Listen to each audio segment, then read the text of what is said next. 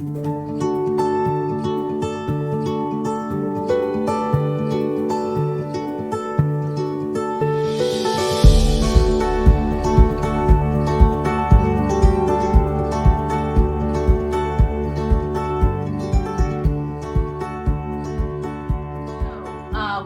everybody. My name is Laura DeVoe and I'm a member of the Build the Era Advisory Board. I am located in Newton, Massachusetts, which is a suburb of Boston. Build the Era is an education and advocacy organization focused on transportation and infrastructure as it relates to the Department of Transportation, the DOT. It is volunteer founded and volunteer powered by supporters, volunteers, and staffers from the Pete Buttigieg 2020 presidential campaign, as well as people who have now found their way to Pete post-election cycle.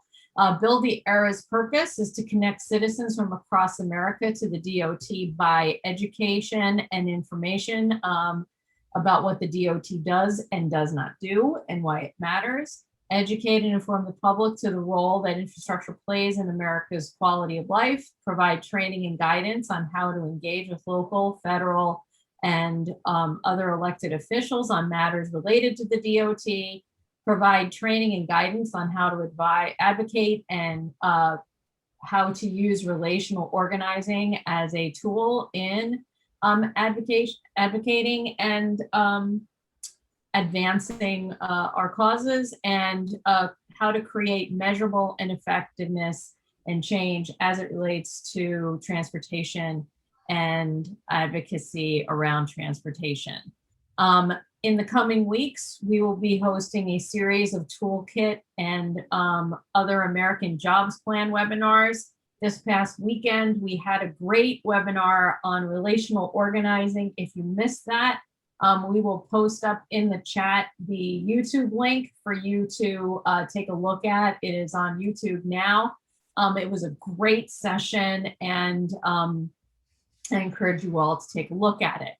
I am pleased to introduce our guest this evening for our conversation webinar, Senator Lesser. Eric Lesser was elected to the Massachusetts Senate on November the 4th, 2014. He represents 9 communities in the 1st Hampton and Hampshire district, proudly serving Western Massachusetts for his 4th term. Lesser's legislative agenda focuses on the fight for greater economic opportunity with initiatives around passenger rail, education, job training, and innovation, 4 of my favorite things. Most recently, Senator Lesser acted as lead negotiator for the Economic Development Bonding Bill, providing more than $627 million in relief to businesses, families, and communities during the pandemic. Senator Lesser holds leadership positions as Senate Chair of the Joint Committee on Economic Development and Emerging Technologies, Chair of the Senate Committees on Ethics, and Senate Vice Chair on the Joint Committee on the Judiciary. He is also a member of several other committees and was appointed to the Joint Committee on COVID-19 and Emergency Preparedness and Management.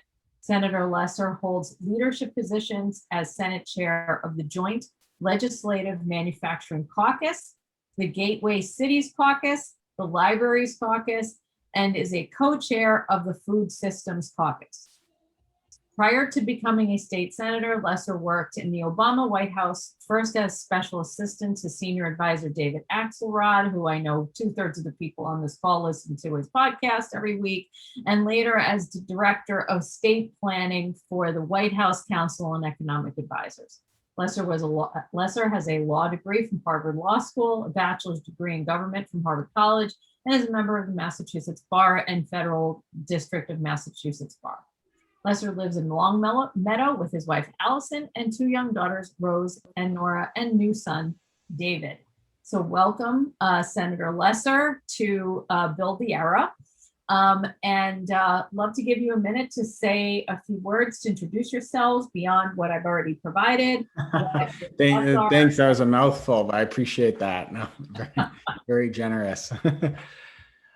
Well, thanks, Laura, so much, and I want to thank Chris, and I really appreciate you both reaching out to me, and I really appreciate you doing this. So we can dive right in and get into the conversation, but What I just want to quickly say is just frankly how proud I am of Pete, Secretary Buttigieg. He's doing an amazing job, and he's the right person at the right time in the right role, I think. And I think he's performing. He's doing a great job, and he's serving the president well, and he's serving the country well, and that's the most important thing. So I'm really excited to get I've got my list of projects for Massachusetts, as I'm sure everyone does, but very excited to make progress on our East-West rail link connecting Pittsfield and Springfield with Boston. But on just a higher level for the country, I just want to thank all of you for the work you've done to promote and lift up Pete and introduce him to the country, because I think we're all going to be better off for that. Thank you very And much. I had it's fun for me to watch this too, because I knew Pete from when I was a freshman in college, and stay in close touch with him. And he's the same guy he was when he was 19, 20, 21 years old, humble, super smart, very hardworking. And I'm just excited that all of you got to know him the way I got to know him. And then the whole country got to know him the way all of you got to know him. So, I'm really excited to do this. Great. Well, we appreciate your time. We know how much you have going on in your life. And one of the things that we really wanted to get out of tonight's session is an understanding of how state, at least we know every state's a little different, but in Massachusetts, you're on the transportation committee, you advance transportation issues. What does that look like in practice, not just on paper? And how does that actually work in terms of the legislature and priorities? And then how does it get down to the public and getting their opinion on things? Oh, great point. So thank you, Laura. So this is just something I got to get off my chest, because it's and I know Pete feels this way in many respects as well, because he came from local government as a mayor himself. But if you take any issue that you care about, obviously today we're talking about transportation, but it's really any issue: climate change, civil rights, healthcare, you name it. The vast majority of the actual substantive policymaking, with the exception of foreign policy and national defense, but really everything else, the vast majority of that policymaking is happening at a state and local level. So take transportation, for example. Almost all elements of our transportation policy are implemented by state government, county government, local government, or in some cases, these sort of quasi government structures like the MBTA or the MTA in New York City, or the Port Authority of New York and New Jersey, right? So a lot of airports operate in that way. So if you don't have a kind of appreciation of each level, you're going to miss a lot in terms of actually making your policy implementation successful. And so I think the thing to think about, no matter what level you're on, whether it's federal, county, state, local, and I know David's wife is, in the legislature now in Utah, so she's experiencing this and seeing this. You are only going to have as much success as you have buy-in from the local communities. And so take rail, for example, right? Even if Congress passes and President Biden signs, a transportation package with significant new resources for rail, the rail is going to have to work in partnership with a state transportation department. And a lot of the contracting and implementation of the money is going to work through that state transportation department. So if you do have partnership, you can do a lot. And you saw this, and I'm just a little biased because I know the most about Massachusetts, but the north-south rail link we have in Massachusetts that now connects New Haven, Hartford, and Springfield was a result of the Obama stimulus from 2009 that got the money there, and very dedicated advocacy on the part of both the Connecticut and Massachusetts congressional delegations along that corridor. But also, very importantly, you had Dan Malloy, the governor of Connecticut, and his Connecticut Department of Transportation, and you had Deval Patrick and his Department of Transportation in Massachusetts working together, and Governor Baker as well, who succeeded Governor Patrick, making that link work.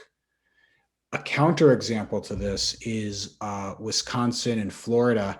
If people remember this from 2009, 2010, 2011, they got the same stimulus money that Massachusetts and Connecticut got to do high-speed rail and to do rail links in their states. Governor Scott at the time in Florida and Governor Scott Walker in Wisconsin rejected the money.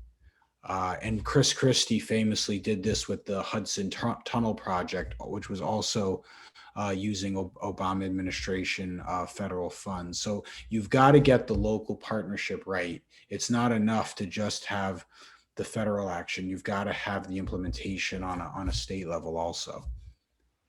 I'm really glad that Senator Lesser brought this up because for two reasons. Number one, it's a natural way for me to promote one of our webinars coming up the end of the month, which is going to be talking about finance and where the money comes from for these things. Where does it come up from the federal to the state, how the state allocations work, et cetera. So please put that on your calendar. But also, as we look at things today, there was an article, can't remember where it was from, but there was an article that was floating around on the Twitterverse about how 70% of elected offices ran either unopposed or it literally was like, there's no one running, okay, for offices up and down. And when we really look at how things happen, we need good voices in every level of government for these things to happen. And Senator Lesser's example of how at the same time as Massachusetts is benefiting and Connecticut's benefiting from something, and then other states don't, given the almost same deck of cards to play with, that's really unfortunate when there's folks out there who are not going to benefit from this. So that's an excellent point. It does go to my next question that in your experiences, in terms of the functionality of these kinds of areas, where have you seen it functionally work well, and where is it dysfunctional and it may not work well? You do mean in terms of like the construction of projects, the administration of projects? Good question. So for clarification, you're on a committee, and the committee can be functional or dysfunctional. Oh, yeah. Oh, you mean our transportation committee? And I'm not asking you to throw anyone under the proverbial bus, but that there's that idea of like, where do these things work? But then I would like to hear from you, once things start moving, where can things get jammed up and it looks like, we made this decision and it's not happening? So no, that's a really important point. And because of course, everything in the Massachusetts legislature works perfectly and is very efficient. So there's nothing to know. Let me just kind of give a quick primer on how our committee structure works, because it is roughly similar, just obviously on a smaller scale to how Congress's committees work, and most state legislatures work, roughly the same way. So every year, 6,000 or more bills get filed in Massachusetts. And the way our rules work is any member, and there are 160 members of the House, 40 members of the Senate. Any member can file any bill they want, as many bills as they want. And so some bills are perennially filed, some are filed to prove a point, some are filed because somebody asked somebody, some are filed because it's a new idea, some are filed as part of big coalition, some are filed because someone got an email, they thought it sounded cool and they filed it. So, so you start with this huge, pile of bills. And then we have a clerk, that literally goes through each bill, and the bills, when the way they're written, and this is sometimes I think not clear, is they're technically just changes to the existing general laws of the state, right? So when you actually read the text of the bill, it's amending an existing or adding a sentence or adding paragraphs to existing sections of state law. So generally speaking, whatever section of the law you're editing or changing, That general subject matter of that chapter is going to have a kind of corresponding committee of jurisdiction. So I chair the Economic Development Committee. So bills that are kind of addressing or touching economic development subject matter, the clerk will send to my committee. Bills that are touching the transportation sector, so anything touching highways, anything touching cars or automobiles, registry of motor vehicles, trains, MBTA, buses, are going to go to the Transportation Committee. And then there's this kind of long process of every single bill is required to and is entitled to have a hearing. And so there's a kind of process that the chairs of the committees go through of kind of timing their hearings, scheduling the hearings, getting the testimony in. And the chairs of the committees generally do build up quite a lot of subject matter expertise because they're dealing with, in the Judiciary Committee, for example, that I'm the vice chair of, there's hundreds of bills. Because of those 6,000, a lot touch, judicial or criminal justice related topics. So you kind of start to work through that, and then you make recommendations. What the committee's real key role is really to make recommendations to the rest of the chamber about what should happen with a bill. So bill comes to the Transportation Committee. We would do a hearing on that committee on that. A lot of deference is given to sort of the chair because the chair really tends to be the most sort of immersed in the subject matter, but there'll be a conversation with the committee members and the chair about what to do with each of those bills. Then the bill goes to what's called like a control committee, which is really another stop before it goes to the floor. So if it touches money or touches finance, and most transportation bills in some way do, then it ends up in Massachusetts in front of the Ways and Means Committee. But it can also go to the Rules Committee. There's a couple others for healthcare bills in Massachusetts. We have a special committee called the Healthcare Financing Committee that reviews healthcare related legislation, and then it goes to the floor. And then after, obviously, there's a debate and vote on the floor. And by the way, it's roughly the same, I think, in every state, but every senator in the Massachusetts Senate can file any number of amendments and is entitled to a roll call on every amendment they file. So there's a lot of work that the leadership of the chambers have to do to make sure that there's really kind of broad consensus, because if you put a bill on the floor that everybody is in a different place on, everybody's going to file a whole bunch of amendments, and you're going to end up with a Swiss cheese situation, and a bill is going to come out that's going to be very different than the bill that came in. And then once all of that is done, you need the corresponding chamber, the House or the Senate, to do that entire process themselves as well. And then obviously you need the bills to be completely the same. In Massachusetts, they have to be identical. That means even a period or a comma or an apostrophe is different. It has to be reconciled. And then what we do, and this is where a lot of policymaking happens, is there'll be a conference committee of negotiators. So a House 3-person House committee, 3-person Senate committee appointed by the Senate president and by the Speaker of the House, that those 6 people meet, they reconcile everything, they negotiate everything so that they're exactly the same. Then it's sent back to each chamber. And our rules are up or down vote on a conference committee. And so then you're forced to kind of vote yes on the entire thing or no on the entire thing. And then it goes to the governor. Obviously, then just like in the federal system, the governor can veto it. We can override that veto if it's 2/3. The big difference between the federal policymaking and state is Massachusetts, and I think most other states, allow what's called line item vetoes. So it's almost quasi-legislative. I mean, the governor can go through sections of a bill and can veto sections and return those sections. And then we would have to. It's like the same thing as it being returned. You have to override it, but it can chop the bill up because let's say there's a controversial part that he or she, the governor, sends back.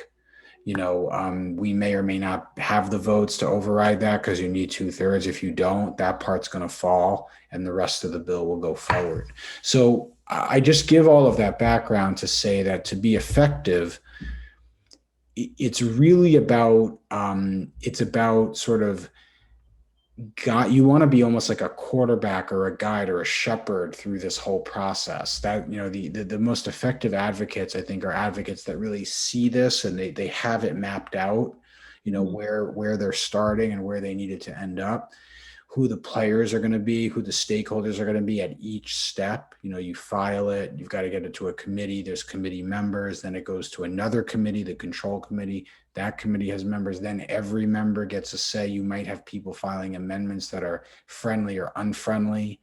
And so a lot of this is sort of the sort of collaborative work of understanding where this is going along each step and kind of guiding the path for it.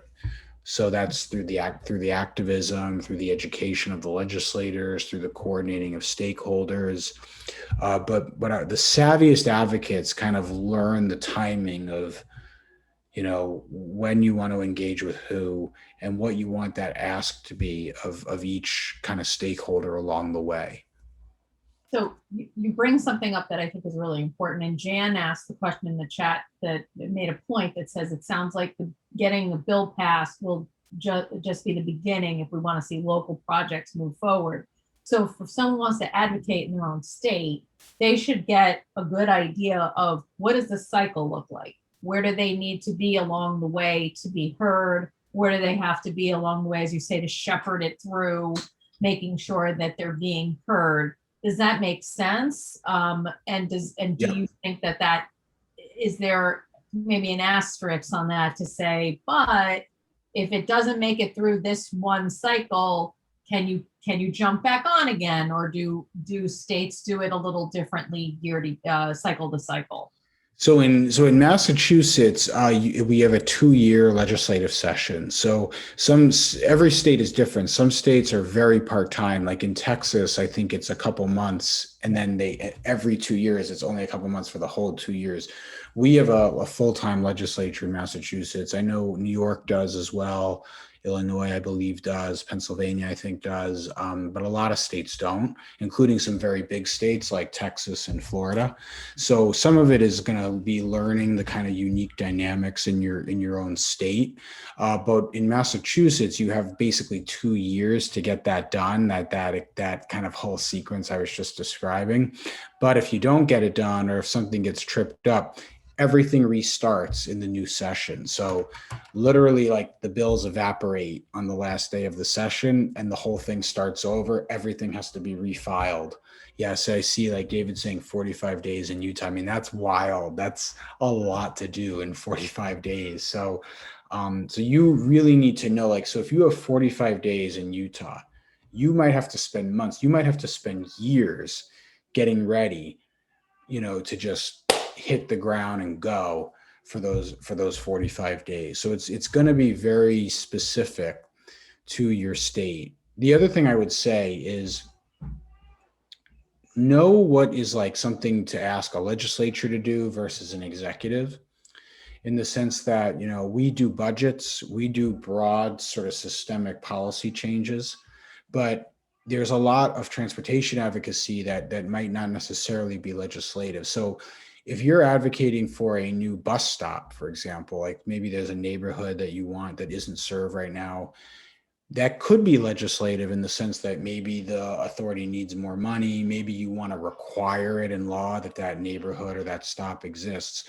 But you could also get the stop by going and speaking to the mayor, or going and speaking to the transit administrator, or working with the oversight board that runs the schedules and oversees the operations. And frankly, you could get it done a lot faster than going through the legislative process. So, like Mackenzie or Chris and Chicopee, or Ben, we have like the Pioneer Valley Transit Authority. Mackenzie probably remembers that. That's the bus administration that runs our bus service. So, I'm constantly speaking to the PVTA administrator, Sandra Sheehan, because we're always getting constituent calls, we need a bus here. There's not enough stops. This is delayed. This is not working. This is, and so we're always sort of working with her on those sorts of service improvements. And, give a shout out to her. I mean, she's generally always doing everything she can to make the services as strong as possible, but she can't appropriate herself more money to buy more buses or hire more people. She can't, purchase more equipment without the authorization. So that's where then we would step in the legislature to, where appropriate. So as a takeaway, people should become like mini experts in their state as to, first of all, how long is their legislative timeline? What happens there if you have 45 days? I mean, honest to God, I can't. There's nothing I can get done in 45 days. Forget. I don't know how you people are running things in Utah. That's all I'm saying. I don't get. I can't. Sorry. I need more time than that for Christmas shopping. Forget it. All right. I can't understand. But if you have, you need to know your state, how things work, but also there's that thing of that layer of where is there administrative opportunity? Where is there an administrative function for you to go to advocate for something? And what does that look like? And that sort of thing. So I think that's really important, is to understand that, and where do you as an advocate and where do you as an activist within your state be able to maybe leverage some of that communication. I think there's also balance there. So if you are talking to I had an incident recently in my own town or my own city. There's a pretty substantial roadway project happening right now. And let's just say things weren't up to the Lord DeVoe standard of practice. And I had to call my city councilor and kind of say, hey, I'm all for improvement, but we need to do this right. And it's causing more problems than it's helping right now. And I needed to figure out who was the right person to talk to. Was it just the city councilor, or did I call the traffic committee or the traffic office? And basically when I called the traffic office, that made things happen quickly, whereas calling my city councilor did not. So knowing who to talk to and that sort of thing. Right. And where does the money come from? And I think that piece too, what Senator Lesser just said, they get a bucket of money. They don't necessarily get more money. They have to now allocate within that bucket to make everything happen. And that's where we can also be helpful to say the bucket's not big enough. Right. What do you need to do to get these folks more money, which is important. There was, Susan asked, am I missing something here today? Thought we were talking about traffic in Boston. Okay, so what we're talking about today, Susan, is this idea of where does state initiatives and how can we be more helpful? So I know you're out in California, Susan, and this idea of, how do we, as folks who are advocates around transportation and infrastructure, and how do we kind of work within our own state to get issues brought up? I'll use the traffic in Boston as a case study for the next question, because that is a perennial and it's getting worse. There was a brief lull during COVID, but now it's getting worse again. And so let's talk about climate and priorities. Okay. Right now, what we're hearing from the Biden administration is safety, climate, jobs. Those are all big priorities. Can you talk about how that kind of manifests itself within the state? Yeah. How state organizations are thinking about this, how it's working here in Massachusetts, but what do you know about this across the country? What seems to motivate committees and voters as it relates to transportation and infrastructure in Massachusetts, and what have you learned from this? Yeah, no, I think that's great. So first on the climate issues, in Massachusetts, 40% of our greenhouse gas emissions, and I would guess that that's roughly the same in other states as well, but 40% of total greenhouse gas emissions come from the transportation sector. Now, it's overwhelmingly automobiles, although that sector does include other, ships, planes, trains, et cetera, but trucks. But automobiles and passenger cars are by far the biggest contributor to those emissions. So quite frankly, we can't really have any serious strategy to get to what, like, we have a goal in our law. We just passed this law a couple months ago, but we have a new law requiring net zero emissions in Massachusetts by 2050. There is just no way we can achieve that if we do not get the transportation sector, which is 40% of total emissions, under control and in a clean way. And certainly that includes electric vehicles. And we've done a lot to promote more electric vehicles, electric charging stations. I know this is a big priority for Pete, but it has got to include improved rail and mass transit service. There's just nothing that we can do to build more roads. There's just not enough space. Back to Susan's point about the traffic, Boston has very small streets. That's part of our charm. We're not on a grid, but it also means that it's a traffic nightmare. We frankly tried that with the Big Dig, before my time, but they tried that with the Big Dig by burying a highway under the city, connecting I-93 through the city, connecting I-90 with Logan Airport, expanding the road capacity, and it didn't work. I mean, as soon as the roads were built, more traffic came. So what we've got to do is invest in transit. So that's buses and trains. And another category I would add that's very important, that's an increasing focus of mine, is health, which is a factor of climate and environmental impact. But I live in Longmeadow, Massachusetts, which is next to Springfield in the Pioneer Valley and the Connecticut River Valley. The National Asthma and Allergy Association in 2019 ranked the Pioneer Valley as the asthma capital of the country. And part of the reason for that is because we have a 6-lane highway running through a valley. And all of the air pollution gets caught in the valley and sits there. And we also have a long industrial background. So, things like rail service, rapid bus service, not only will they save people money, not only will it create immense numbers of jobs, not only will it protect the environment, it's going to make people healthier. And, one of the things that the study pointed out is how many kids are spending nights in hospitals because of respiratory issues, poor health from air pollution, and from the effects of asthma. We can avoid that and we can prevent that.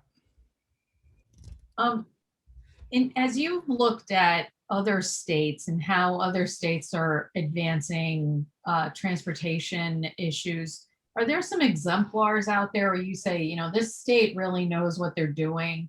Do you try to be like them, and why? Or we're very once Rep Lesser gets going, we'll say it's Utah.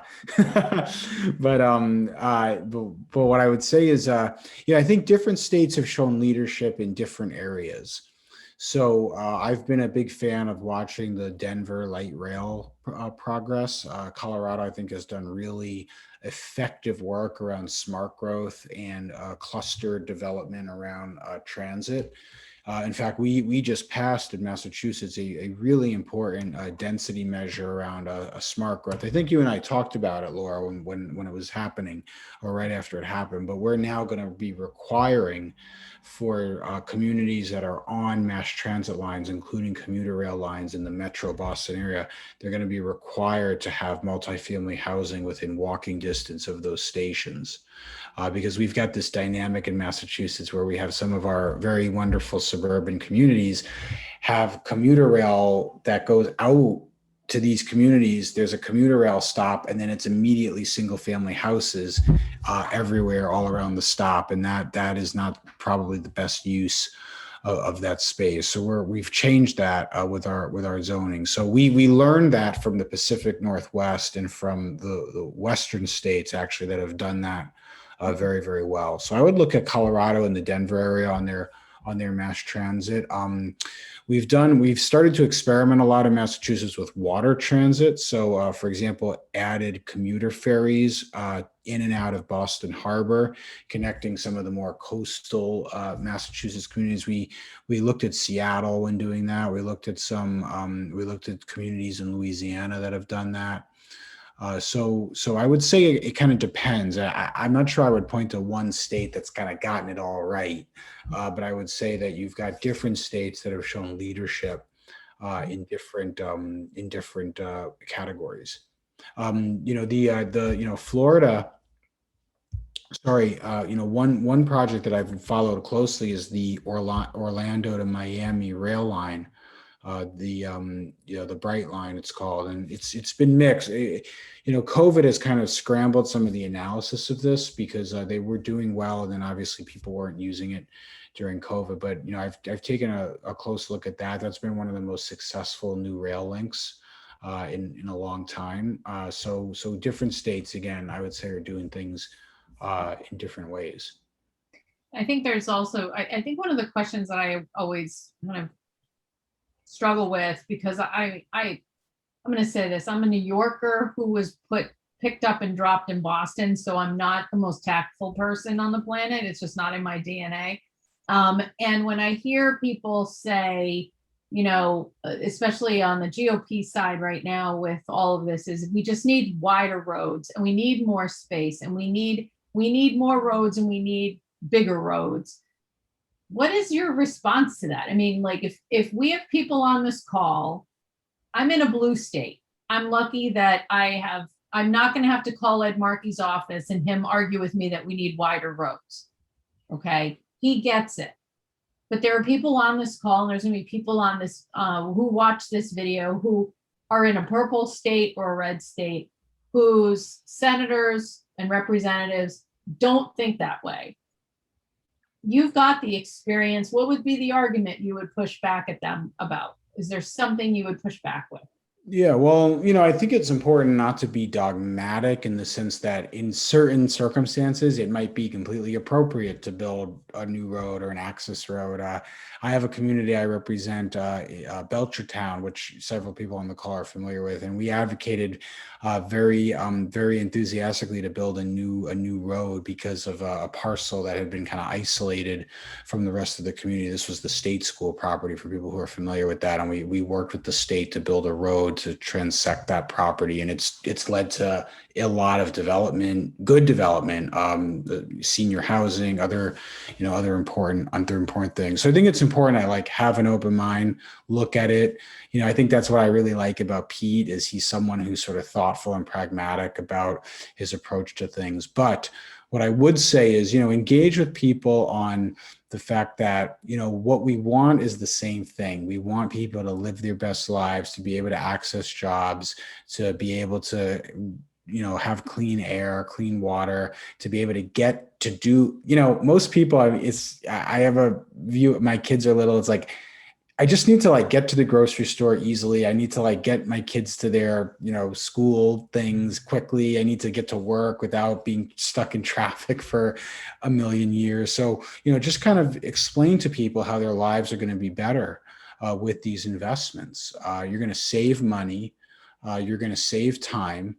When you're on a train, you can be on a Zoom call while you're on a train. You can't do that when you're driving. You can check email when you're on a train. You can take a nap, which a lot of people is a big plus. So, I think you just want to really connect to people's everyday lives, what the investment and what the projects are for. And the old model, yeah, the old model isn't getting us what we need, because we know when we build more highways and we just expand them, add more lanes, you just fill it with more cars and more traffic. And so this is about making the commute for people better. And that's what you've got to really drive home. I have one last question, and then if folks have other questions of their own, please put them up in the chat. But some thoughts on how can community members work to advance priorities, especially those that may not be on the radar for their, they may have a wonderful state senator who has absolutely no idea that there's something going on in their part of the state. How do you bring that to someone? How do you advance it so that it actually resonates and has to then go through the oodles of legislation that you just brought up?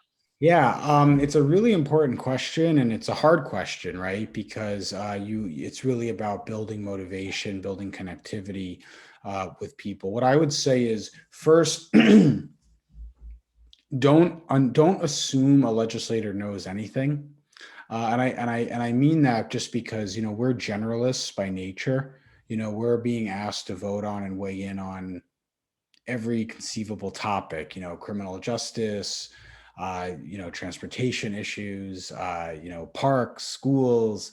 So any given day, your attention is being redirected to a different issue and a different topic. So we have very broad knowledge, but not necessarily always the deepest knowledge on each in particular issue. So that's an opportunity if you're passionate to build a relationship with your legislator, with your local elected officials, do some education, and it will take some time, but do the education to sort of show, not tell, but show why the issue is important and why it's worthy of their attention. And then the other thing I would just say is I wouldn't I'm the bombarding an office with calls or emails. I mean, that has its place, that can be effective sometimes, but don't underestimate the resonance of just building those relationships, with your local rep, with your local senator,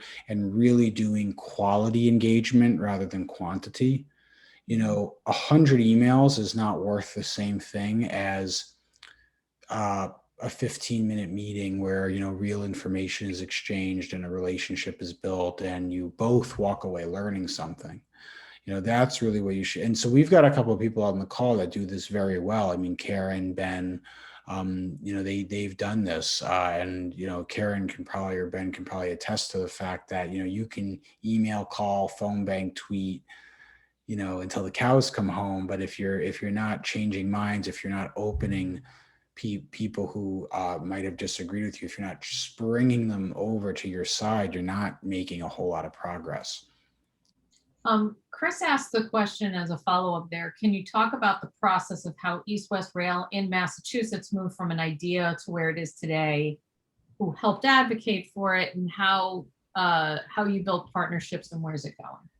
Yeah, so well, that's my favorite topic. So, I mean, so that's a good example because first you're starting with a top level issue that is very urgent and very resonant for almost everyone in the state, which is Massachusetts has become an unaffordable place. It's a great place. We've got great schools. The weather isn't as good as Santa Fe, but we've got other great assets, a strong economy, but people can't afford to live here. I mean, a report just came out. The median home price in Massachusetts is now over $400,000. I mean, the median mortgage is now over $2,500 a month. I mean, these are not prices that people can afford, or even come close to affording. So you also have an issue of just absolutely soul crushing traffic, right? I mean, the question that Susan had asked in Boston, congestion. You also have this other issue in Western Mass, and this is true in a lot of parts of the country, where a lot of young people feel that they need to leave and go to those expensive cities like Boston or New York in order to get a good job, which makes the problem worse for everyone. It creates even more congestion and more housing price increases in Boston, and it creates a dynamic of a slowing economy in Western Mass. So rail would solve both those issues, connects Western Mass to that red hot economy, connects that red hot economy to that lower cost of living, that higher quality of life. So you start there, right, with that high level, but then it's about the education. It's about creating coalitions. So we worked, I'll just give you, and I know we're running out of time, but just a small example of this. When I started advocating for that project back in 2014, 2015, I made a strategic mistake of presenting it as something for Western Mass. But the reality of it is, and the truth of it is it's not for Western Mass. It's for everyone. It's for the whole state. It's going to make the whole state better. And so we started presenting it more around the lines of the argument I just said. It's going to help Boston with housing prices. It's going to help Boston reduce congestion. It's going to help Western Mass create jobs and grow its economy. And then all of a sudden, we saw the Boston Chamber of Commerce and the Springfield Chamber of Commerce support it. We saw the Boston City Council and the Springfield City Council. We saw legislators in the Boston area and legislators in Western Mass getting on board, and the whole dynamic changed. So that's what you need to be thinking about with any issue you're pushing forward. How do you make it intersectional?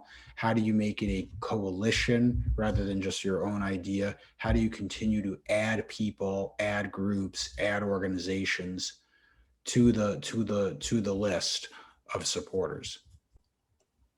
It's a really important point. Karen, I see you taking yourself off mute. Do you have anything to add since you've been a... Oh, no. I just thought I might have to say goodbye or something, and I didn't. I always have things to add, but Eric has, we've done a lot. We have a lot more work to do, don't we? We have one last question from Andrew. Many of the challenges that I see are the difficulty of coordinating agencies or planning agencies or state DOTs. Any suggestions on how to encourage bodies to work together? No one wants to work together, but if you did work together, we'd actually get more done, right, Andrew? Thoughts on that, Senator Lesser?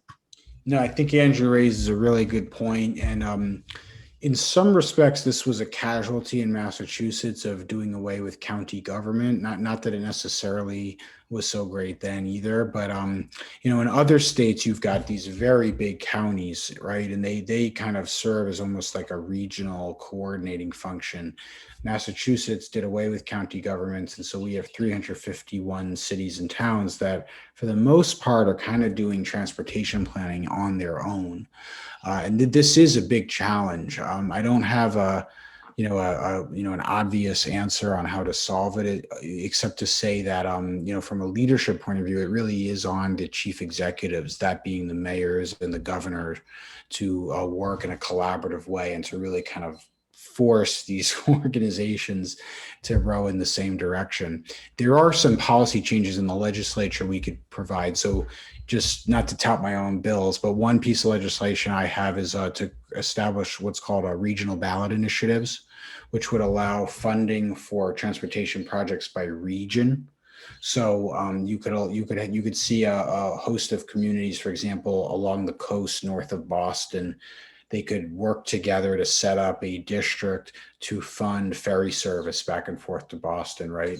Or all of the communities up and down the Connecticut River Valley that I mentioned, Amherst, Greenfield, Holyoke, Northampton, Springfield, Chicopee, could band together to fund north-south rail service. So that's an example of a policy change that could really help institutionalize the regional collaboration. Well, I want to thank Senator Lesser. I think we've come to it's 8:02 in the interest of time. I want to thank him. I know that Molly from his office did put up in the chat information on how to find there. Oh, we're plugging Senator Lesser's podcast as well. He has a podcast. So there we go. If you'd like to learn more about policy items, go to his podcast, Lunchtime with Lesser. There you go. That's exciting. I love that. I love a good podcast. And add that to my podcast app. And I would like to thank everyone for being here. This was great. I always love to hear more about how things get done and how things get jammed up and when we do to unjam the jam. So thank you very much. If you are not a member of Build the Era, go to buildtheera.com, click on join. You will receive emails just one a week. We don't kill you with emails, and updates on our events. And so thank you all very much and have a wonderful evening. And we hope to see you at our next event. Thank you. Bye. Thanks. Eric.